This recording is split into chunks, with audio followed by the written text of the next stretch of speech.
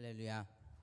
오늘도 우리에게 들려주시는 음성을 귀하게 받아들이고 새롭게 변화하는 귀한 은혜가 있기를 소망합니다. 말씀의 제목이 변해야 산다 이잖아요. 새해 벽두에 우리가 변해야 되겠다라고 다짐하지 않으면 언제 다짐하겠습니까? 변해야겠다라고 하는 것을 말씀을 토대로 우리가 붙잡을 때 우리의 2020년 새로운 한 해가 될 줄 믿습니다. 학교하고 핵교의 차이점을 아시나요? 세대 차이예요. 어느 날 이제 제가 집에 들어갔더니 저희 10살, 11살 됐죠. 아들 내미가 의미심장하게 문제를 딱 냅니다. 아빠, 학교하고 핵교의 차이점이 뭔지 알아요? 그래서 뭔데? 그랬더니 학교는 다니는 거고 핵교는 댕기는 거라고 그래요. 원래는 이런 게 아니지만 이제 시대가 지나면서 옛날 말에 대해서 생각하면서 말과 의미가 조금 바뀌면서 우리의 삶에 다가오는 것 같습니다. 새해가 되면서 나이를 한 살씩 더 먹게 되고 어떤 분들은 뭐 35 이후에 나이는 나에게 숫자는 의미가 없어 그러신 분들도 계시겠지만 나이가 지나면서 우리의 몸이 바뀌는 것은 부정할 수 없는 것 같아요. 뭐 나이가 많으나 적으나 매 한 가지인 것 같습니다. 그래서 어떤 청년들이나 고등학생들이 저에게 가끔 이런 얘기를 해요. 목사님, 작년엔 제가 이러지 않았는데 올해는 좀 늙은 것 같아요. 한 25, 18 이런 아이들이 그래요. 그런 얘기들을 해요. 작년엔 안 그랬는데 나이를 먹긴 먹었나 봐요.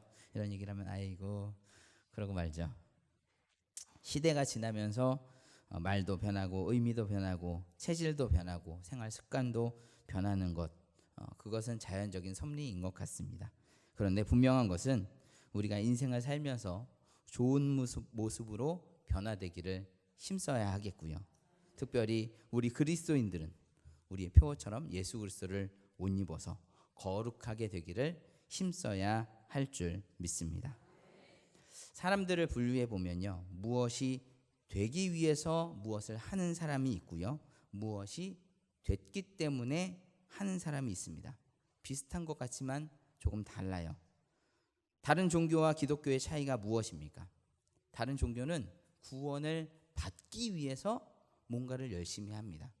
극락왕생하기 위해서, 성불하기 위해서 노력하고 힘쓰고 봉사하고 그렇게 합니다. 하지만 우리들은 어떻습니까? 이미 구원받았기 때문에 그 은혜에 감사하여 찬양하고, 구원받았기 때문에 그 은혜를 전하며 섬기고, 구원받았기 때문에 우리가 하나님께 찬양하며 영광 돌리는 줄 믿습니다. 다시 말해서 다른 종교는 신의 선택을 받기 위해서 열심히 하지만 우리는 하나님께서 아들, 딸 삼아 주셨기 때문에 그 은혜에 감사하면서 주님을 섬기고 따르는 것이다 하는 것이죠. 그런 관점에서 볼 때 성경은 이렇게 살아라 라고 하는 교과서가 아니라 하나님의 자녀라고 한다면 이 정도는 해야 되지 않겠느냐 하는 그러한 지침서라고 볼 수가 있는 것입니다. 오늘날 많은 그리스도인들이 믿음으로 산다, 하나님 바라보면서 산다라고 이야기는 하지만 그 마음의 감격과 기쁨을 제대로 누리지는 못하는 것 같습니다.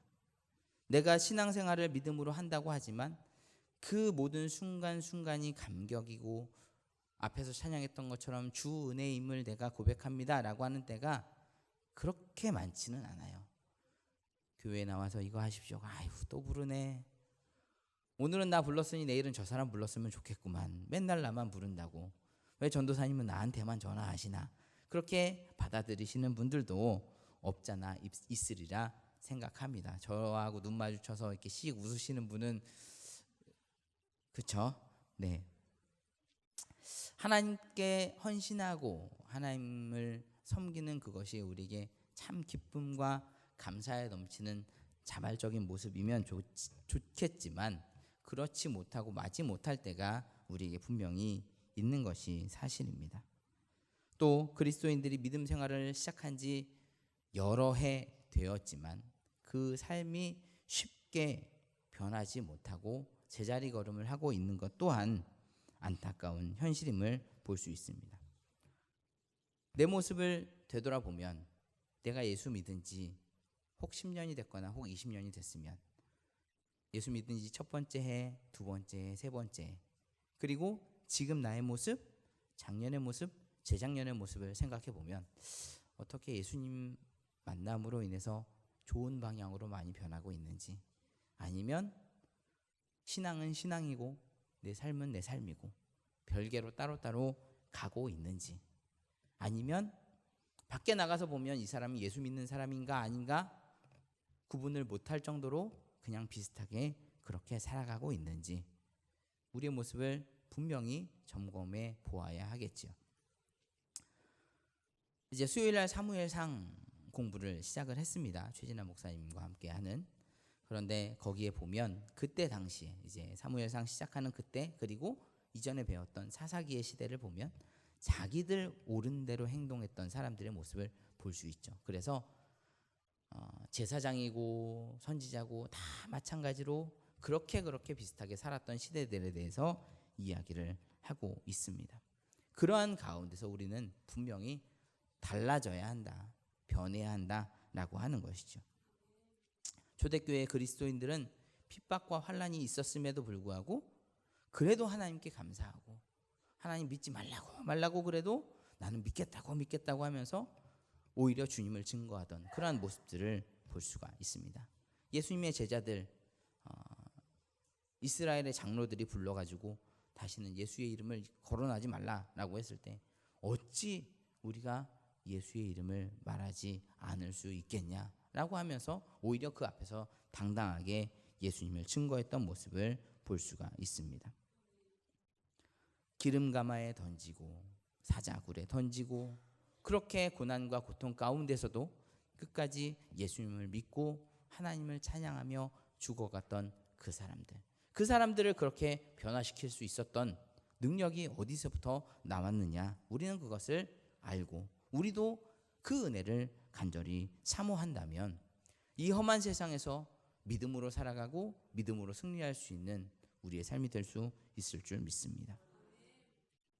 여러 가지 이유들이 있겠지만 가장 결정적인 이유가 있다면 복음에 대해서 그들이 직접적으로 받아들이고 그 복음의 기쁨을 누렸기 때문에 그들은 그런 믿음의 삶을 살 수 있었던 것이라 하겠습니다. 반대로 이야기하면 지금 이 시대에 우리가 신앙생활 하는데 기쁨과 감격이 사그러들고 있다고 한다면 우리가 그 복음의 능력, 복음의 본질을 제대로 이해하지 못하고 머리로만, 이론으로만 알고 있는 것은 아닌지에 대해서 분명히 짚고 넘어가야 한다라고 하는 것이죠. 성경은 우리에게 착하게 살아라, 올바로 살아야 된다라고 하는 것을 가르쳐주는 도덕 교과서가 아니라 하나님이 우리를 사랑하신다고 이야기하는 사랑의 편지인 줄 믿습니다. 복음은 말 그대로 기쁜 소식입니다. 그 기쁜 소식을 받아들였을 때 우리가 기뻐해야 되는데 그것을 부담으로 여긴다고 한다면 잘못 읽은 거죠. 제대로 그 복음의 말씀을 받아들일 때 우리의 삶이 기쁨으로 충만하게 될 줄 믿습니다. 하나님의 말씀, 하나님의 명령을 도덕으로, 율법으로 받아들이게 되면 나는 이것도 못하는구나, 이것도 못하고 저것도 못하고 다 못하고 있구나, 에이 그럴 바에 그냥 세상 사람들이랑 비슷하게 살고 말지, 그렇게 생각하게 돼버린다는 것입니다. 참 어리석은 모습이지만 실제로 많은 기독교인들이 그렇게 살고 있는 것이 우리의 현실임을 부정할 수가 없습니다. 복음을 제대로 받아들이면 삶이 변화되는 줄 믿으시기 바랍니다. 우리의 삶도 주님의 말씀으로, 주의 복음으로 온전하게 변화되기를 간절히 소망합니다. 사도 바울이 하나님을 알고 율법을 알았지만 예수 그리스도의 사랑과 하나님의 그 복음을 알지 못했을 때는 잘못된 길로 행했었습니다. 하지만 예수 그리스도를 만나 그 사랑을 알게 되고 그 삶이 변하게 되게 되니까 자기가 이전에 지금까지 내가 소중하게 여겼던 그 모든 것들을 배설물과 같이 여기고 오직 예수 그리스도의 십자가만 바라보고 나아가는 믿음의 복음의 일꾼이 되었던 것을 우리는 볼 수 있습니다.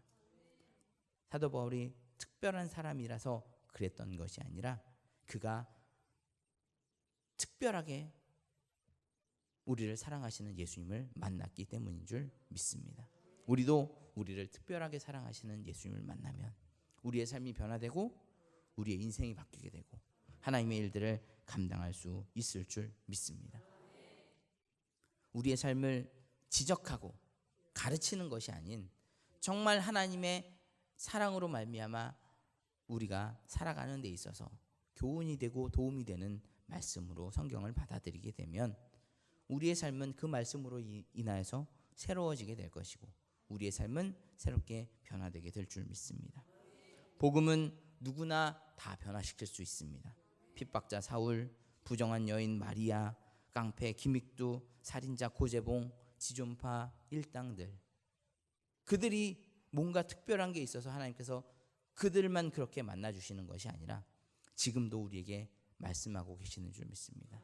그 음성을 귀 기울여 듣고 또 그 음성 안에 담긴 하나님의 사랑의 고백을 우리 마음속에 깊이 받아들일 때 우리의 삶도 분명히 새롭게 변화되고 세상을 바꿀 수 있는 믿음의 사람으로 세워질 수 있을 줄 믿습니다. 우리는 성경을 어떻게 받아들입니까? 어떤 사람은 이거 지키지 않으면 하나님이 벌 주신대 라고 하면서 성경을 부담스럽게 받아들이는 사람들도 있을 것입니다. 예수님의 비유 중에 우리는 선한 사마리아 사람의 이야기를 잘 알고 있습니다. 한 사람이 예루살렘을 떠나서 여리고로 가다가 강도를 만났습니다. 강도들이 그 사람의 물건을 다 빼앗고 거반 죽게끔 때려서 길가에 버려 두었습니다.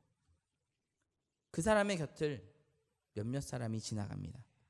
제사장이 지나갔지만 그냥 지나갔습니다. 무슨 사정이 있었을까요? 제사장이 예루살렘으로 가고 있는 것을 보면 이제 하나님께 제사를 드리기 위해서 갔던 것 같습니다. 근데 율법에 하나님께 제사를 드리러 가는 그 사람, 하나님께 제사를 드리기 위해서는 부정한 것을 멀리해야 했어요. 물론 이제 그 사람이 참 딱한 상황이기는 하지만 그 사람을 도와주다가 만약에 그 사람의 숨이 끊어졌다 그러면 그 제사장은 부정한 제사장이 되는 거예요. 그래서 하나님께 제사를 드려야 하는 사명을 감당 못하게 되는 거죠. 그 사람에게 있어서는 제사장의 사명을 감당하는 것이 참 중요했기 때문에 많은 고민과 갈등을 했을지 모르겠습니다. 성경에 자세하게 예수님께서 말씀하시지는 않았지만 어쨌든 상황적으로 봤을 때 그런 생각을 해볼 수가 있겠죠. 그래서 저 사람이 불쌍하기는 하지만 누군가 또 도와주겠지 하는 마음에 그냥 지나쳤으리라 생각을 할 수 있습니다. 물론 잘했다는 것은 아니지만 어쨌든 자기의 상황이 있었던 것이죠. 레위 사람도 거기를 지나갔습니다. 레위 사람이 예루살렘으로 향했던 것은 또 제사장을 도우면서 또 여러 가지 이제 예배를 주관하는 일에 부름을 받았기 때문에 갔으리라 생각을 해보면 또 그 사람도 그 강도 만난 사람을 지나친 것이 또 그럴 만한 이유가 있겠구나라고 생각을 해볼 수가 있는 것이죠. 역시 잘했다는 것은 아니지만 또 그 나름대로의 사정이 있었으리라 생각을 해볼 수 있습니다. 다음에 사마리아 사람이 지나갑니다. 신음소리를 듣고 나귀에서 내려서 치료해 줬습니다. 태워줬습니다. 여관에 데려다 주고 그리고 잘 부탁한다고 이제 돈까지 지불하고 그 자리를 떠납니다. 여기까지 사람들은 읽고 어떻게 생각을 합니까? 예수 믿는 사람은 소외된 자들을 돌보아야 합니다. 가난한 자들을 돌보아야 하고 어려움 당한 사람을 외면하면 안 되고 물에 빠진 사람 건져주고 넘어진 아이 일으키고 배고픈 자에게 빵을 주어야 하고 양로원 구원을 세워야 합니다. 이렇게 결론을 내리는 경우가 많이 있습니다. 근데 이렇게 결론이 나버리면 그냥 착하게 살아라 라고 하는 도덕책과 다름이 없다라고 하는 것이죠. 다른 종교도 똑같이 이야기합니다. 도와주어야 합니다. 사랑해야 합니다. 나눠줘야 합니다. 뭐 불교라고 사람 때리라고 하는 데도 없고 뭐 다른 종교라고 해서 사람 괴롭히라고 하는 종교도 없습니다. 다 착하게 살으라고 이야기하는 거죠. 그렇다고 한다면 우리 기독교와 그들이 다른 점이 무엇이겠습니까? 성경이 그런 얘기로 끝나면 그것은 복음이라고 할 수 없는 것입니다. 그런 얘기 들으려고 교회까지 올 필요 없다라고 하는 거죠. 세상에 좋은 얘기가 얼마나 많은데요. 교회 안 오고서도 그런 좋은 얘기 많이 들을 수 있습니다. 책에도 있고요. 텔레비전에서도 많이 가르치고, 하다못해 어린이 프로그램에도 착하게 살아라, 도와줘라, 사랑해라, 아껴줘라 다 이야기합니다. 그러는 중에 어떤 사람들은 아유, 저 교회 아무개 목사, 아무개 장로도 그렇게 착하게 안 살더만, 그러면 난 거기 갈 필요 없겠네, 그렇게 이야기하는 사람들도 나타나게 되는 거죠. 그러면서 착하게 살다 보면 천국 가겠죠, 이런 식으로 결론이 나게 되는 것입니다. 우리가 정말 착하게 살기 위해서 예수님 믿습니까? 물론 예수님 믿는 사람은 착해야 합니다. 선을 행하고 사랑을 나누는 것이 예수님의 뜻이기 때문에. 그런데 착하게 살자고 예수를 믿는다는 것은 아닙니다. 바꿔서 이야기해보면 우리가 물에 빠진 사람 건져주기 위해서 예수 믿습니까? 우리가 고아원 양로원 세우기 위해서 예수님 믿습니까? 강도 만난 사람 살려주기 위해서 예수님 믿습니까? 예수님 안 믿어도 그런 것들은 분명히 다 할 수 있습니다. 우리가 예수 믿는 이유가 무엇인지 그것을 바로 알아야 우리의 인생이 하나님께서 기뻐하시는 인생으로 변화될 줄 믿습니다. 무엇 때문에 신앙생활하고, 무엇 때문에 매 주일 예배 나오고, 무엇 때문에 헌금하고 봉사하고 섬기느냐? 선하게 살기 위해서, 축복받기 위해서. 물론 신앙생활을 열심히 하고 선하게 살면 하나님께서 기쁘게 여기시고 우리에게 축복해 주실 줄 믿습니다. 그러나 그것은 세상이 이야기하는 것과 별반 다르지 않다라고 하는 것이죠. 오늘 말씀에 그 답이 나와 있습니다. 우리가 정말 예수를 믿는 것은 하나님의 아들을 믿는 것과 아는 일에 하나가 되어 온전한 사람을 이루어 그리스도의 장성한 분량이 충만한 데까지 이르기 위함인 줄 믿습니다. 하나님의 자녀가 되었다고 한다면 하나님의 자녀답게 살 수 있는 그러한 준비를 해가야 하는 것이고, 그러한 훈련을 말씀을 통해서, 기도를 통해서, 예배를 통해서 하게 된다는 것이죠. 뉴욕의 이발사 조합들은 자신들이 얼마나 중요한 일을 하고 있는지 사람들에게 알리기 위해서 특이한 이벤트를 연 적이 있다고 합니다. 많은 사람들이 모이는, 특별히 노숙인들이 많이 모이는 센트럴파크에서 몇몇 노숙자들을 초청을 하고 솜씨 좋은 이발사들이 나와서 그들이 헝클어진 머리, 이렇게 덥수룩한 그러한 모습들을 깔끔하게 단장해주고, 그리고 그들에게 좋은 옷을 입혀서 취직까지 시켜주는, 협약을 맺어가지고 그렇게 사람들을 세워주는 일들을 했다고 합니다. 그런데 그렇게 깔끔하게 단장시켜서 옷 입혀가지고 취직시켜놨는데 하루도 못 돼서 그 사람들이 다 쫓겨나더라 하는 겁니다. 왜냐하면 겉모양은 바뀌었지만 그들 안에 있는 성품이나 성향이나 그래 내가 열심히 살아야지 하는 그러한 도전의식이 없이 겉모양만 바꿔서 그 안에 집어넣었기 때문에 열심히 살려고 하는 모습이 보이지 않아 다른 사람에게 누를 끼치고 결국 쫓겨나게 됐다라고 하는 것입니다. 우리의 겉모습이 바뀌기보다 우리의 내면이 예수 그리스도를 닮아가는 온전한 변화가 있어야 할 줄 믿습니다. 달걀은 닭으로부터 태어났지만 그 자체를 생명이라고 보지는 않습니다. 물론 뭐 유정란이냐 무정란이냐 이렇게 이야기들을 하기도 하지만 그 안에서 병아리가 달걀을 깨고 나와야 진정한 생명체라고 인정을 하죠. 우리의 인생이 교회에 나왔다고가 다가 아니라 교회에 나와서 말씀으로, 기도로 거룩해지고 새로워짐으로 말미암아 하나님의 일을 감당하는 믿음의 사람으로 변화될 때 그 사람을 진정 그리스도인이라 부를 수 있는 줄 믿습니다. 처음에 그리스도인이라고 불림받은 것은 내가 그리스도인이요 이야기한 것이 아니라 많은 사람들이 볼 때 저 사람은 예수님을 따르는 사람이야, 예수 그리스도를 따르는 사람이야 라고 사람들이 인정해 주면서부터 그 사람들을 그리스도인이라고 불렀던 것이죠. 내가 스스로 나는 기독교인이야, 그리스도인이야 라고 이야기하기 전에 다른 사람들이 혹시 예수 믿으세요? 혹시 그리스도인이세요? 그렇게 이야기할 수 있게끔 우리의 삶과 우리의 모습과 우리의 모든 성품이 변해가야 할 줄 믿습니다. 그런데 이것은 내 능력으로, 내 결단으로, 내 다짐으로 되지 않습니다. 주님의 말씀을 의지할 때, 하나님께 간절히 기도할 때, 모든 것들을 하나님께 맡겨드릴 때, 그때 하나님께서 우리를 변화시키시는 줄 믿습니다. 우리의 신앙생활의 연한이 길었다고 해서 자랑이 아니라 정말 나도 바울처럼, 베드로처럼 예수 그리스도 안에서 온전히 변화받는 삶을 살고 있는지를 점검하고 2020년만큼은 정말 내가 조금씩이라도 새롭게 변화되기를 소망합니다. 주님께 기도하면서 나아가면 우리를 살리시는 하나님께서 우리를 변화시켜 주실 줄 믿습니다.